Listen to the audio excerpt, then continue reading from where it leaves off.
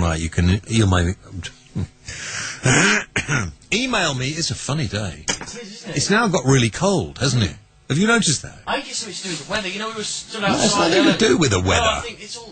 There's something weird going on this evening. Yeah, Just generally- aliens outside. I think that's probably what it That's is. what they've heard Nick Pope. That's it. James.whale@playradiouk.com. Okay? James Whale Radio at playradiouk.com. James.whale@playradiouk.com. That's what I said, James.whale@playradio. James Radio. I said James Whale. I said James dot Whale@playradiouk.com. That's what I said. Right. Okay. Let's move slightly on. Who's this? Victor. Victor. Hello. Victor from Poland. Hi, Victor. Hello, James. Hi, Good Vic. to speak with you again. You ask about what to do with the criminals in the prisons. Well, I just thought of something because of Solzhenitsyn's death. Very sad event which we had this week. That's right. And Yeah. it put me in mind of the Gulag archipelago. And I just thought, what a pity that such a lot of interesting penal institutions are not going to waste when we have all the crackheads and smokeheads and stoneheads and other knife crime people all overcrowding prisons in Britain. We could really, help with the Russians and to rent out some of these spaces. Well, you know, this idea comes up from time to time that people think, well, why don't we send our criminals why don't we do a deal with China or Thailand, because they have particularly extreme prison regimes over there. We could send our prisoners over there. I mean, it's not a bad idea. I mean, Russia would probably do a deal, wouldn't they? And Well, yes, we will. We could even put them into Georgia, for example. yeah, where are you calling me from? Well, at the moment from Warsaw in Poland. But you're not Polish. Well, no, I'm not Polish, actually. No. No, so are you Russian? Yeah. Where from? Well, from Moscow originally, from Moscow. Yeah? You know Moscow. No, I've never been to Moscow. You didn't go? I didn't go. Did you go? Oh, I've always been a second home for me. What are you doing in Poland then, in Warsaw? Well, don't laugh, but I'm doing consultancy, accountancy, things like this. That's all right. So tell me what you think about what's happening in Georgia. I think it's very good. Why? Well, because so far it's not been possible to for these people to express themselves at all. Even 2 years ago, I went onto the internet and say it's going to be a problem if there's no referendum in Georgia, when it's 90% of people want to be not in Georgia, and the Georgia are not listening. They want to join European Union, which is supposed to be about democracy, although don't make me laugh about that, because nobody's taking any notice of Irish referendum, and they don't even want to give these people the referendum. All right, hang on. Abkhazia, Tell me, so I understand this. Georgia, Georgians, it's a nation state on its own that used to be within the Soviet Union. yes. Are you saying that the majority of people who now live in Georgia are actually Russians? Well, the problem with the whole of the Caucasus region is that there's many different languages and nations. For example, I think it's about 100 languages spoken just in the Caucasus region. And even Ossetian, you've got North Ossetian, you've got South Ossetian, Abkhazian, actually have 2 or 3 different languages and nations in there. And basically what is happening is that the major group is actually Georgians. What they call Georgians, we call them Gruzinians, yes? So basically, but Georgian is the sort of name for it in English. Okay. But there are several areas. One of them is South Ossetia, another is Abkhazia, which came under Georgian protection in about the 1920s, just before it went into Soviet Union. And these people went in order, in a sense, to protect themselves a little bit from a communist revolution into Georgia. And Georgia simply think that they have right to have this territory.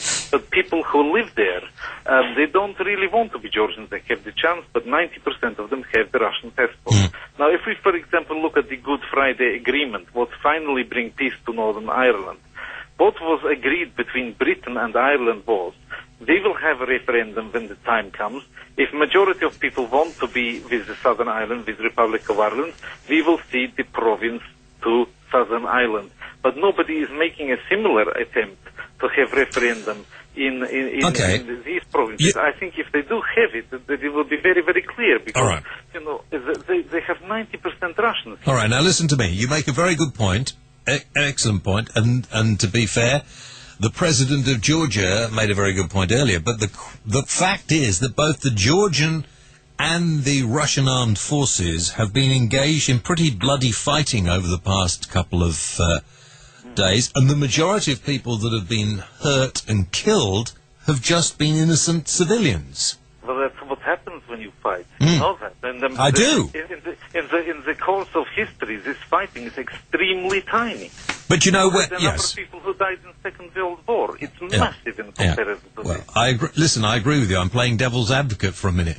But let me tell you though that when we had the problems, and some people consider there are still problems in Northern Ireland, but Britain didn't send its tanks and didn't send its bombers into Northern Ireland, although some people were hoping. We had the scenes that we saw on the news, which show a lot of troops in Northern Ireland for quite a long time.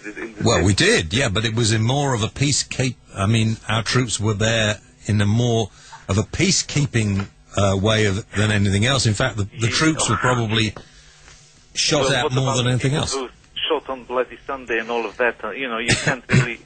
You know, it's a little bit idealistic to say we only were peacekeeping. Yes, we would like to keep the peace as well, but unfortunately, when Georgia went in and started shooting the fjords, then what do we know then as the Russians, what they have in mind? We had to go in at this point. Yeah, but you see, this is the interesting thing. You are talking from a point of view where you've had a lot of your information coming to you from the Russian news wires. I've had a lot of... well, I don't know. This is the problem, isn't it? We only know because you and I both were not there on the ground. We only know what we've been told by the different... I've been looking at it for the last 2 years, and even 2 years ago I said what my opinion is and had a lot of debate on it on my YouTube channel, and people have come and said, oh, you're just taking Putin's line. In fact, that's not the case at all, because Putin didn't even mention about referendum, which is what I've been saying all along.